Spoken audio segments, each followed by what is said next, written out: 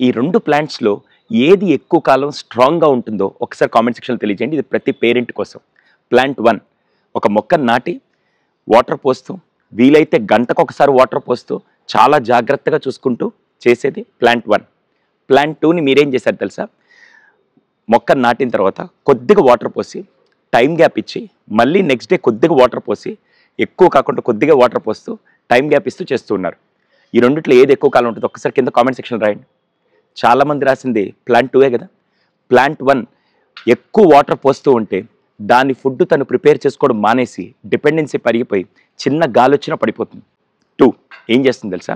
మీరు ఎప్పుడైతే కొద్దిగా వాటర్ పోస్తారో మిగతా ఆహారం కోసం భూమి లోపలికెళ్ళి రూట్స్ బాగా స్ట్రాంగ్ అయ్యి పెద్ద వాన కాదు తుఫాన్ వచ్చినా కూడా అది స్ట్రాంగ్గా నిలబడుతుంది.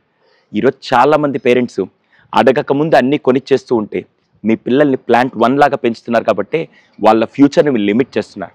అలా కాకుండా ప్లాంట్ 2 లాగా ఎలా పెంచాలో మీకోసం నేను 3 టెక్నిక్స్ తీసుకొని వచ్చాను. 3 డే రూల్, ఎర్న్ ఇట్, అలాగే మోస్ట్ ఇంపార్టెంట్ 3 Yes. ఈ వీడియో మీకు కావాలంటే కింద కామెంట్ సెక్షన్లో వాంట్ అని టైప్ చేయండి. రేపు ఆ వీడియోని మీకు పోస్ట్ చేస్తాను. ఎట్టి పరిస్థితుల్లో మిస్ అవ్వకుండా కింద వాంట్ అని టైప్ చేయండి. మీకు ఆ వీడియో రేపు వస్తుంది.